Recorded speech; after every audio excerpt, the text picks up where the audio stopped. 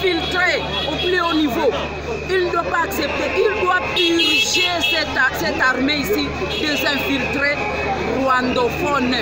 Ils sont pleins là-bas. Ils se mettent avec la MONUSCO pour torpiller les actions des FARDC. Bien sûr, je sais qu'il y a aussi des FARDC affairistes. On doit pouvoir les dénicher. Nous les connaissons, nous avons toujours dit qui ils sont. Au mois de septembre, nous avons dénoncé les militaires congolais, les FARDC, qui sont là que pour vendre le bois, les planches, qui vendent les coltas, qui vendent les cacao, qui vendent les voitures.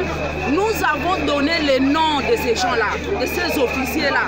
Et nous avons demandé au chef de l'État de les enlever de Béni, de les enlever du front.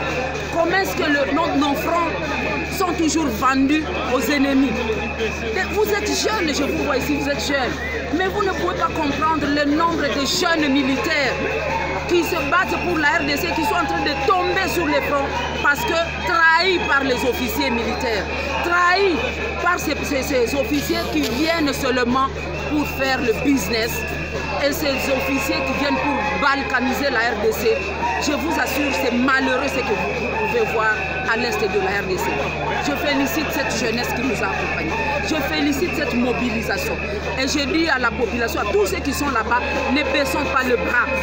Jusqu'à ce que la MONUSCO va quitter l'est de la RDC. Si le président Tshisekedi les aime beaucoup, il n'a qu'à les amener ici à Kinshasa. Qu'ils viennent ici comme ça, il les verra tous les jours. Mais nous, à l'est, nous sommes fatigués de la passivité de cette MONUSCO qui passe toujours avec arrogance en train de narguer la population. Nous ne voulons plus de la MONUSCO. La MONUSCO doit partir. Il faut qu'elle parte. Celui qui aime tellement la MONUSCO n'a qu'à l'amener dans son village d'origine. Nous, on ne veut pas qu'il soit à Béni. Nous ne voulons pas d'eux à Lubero.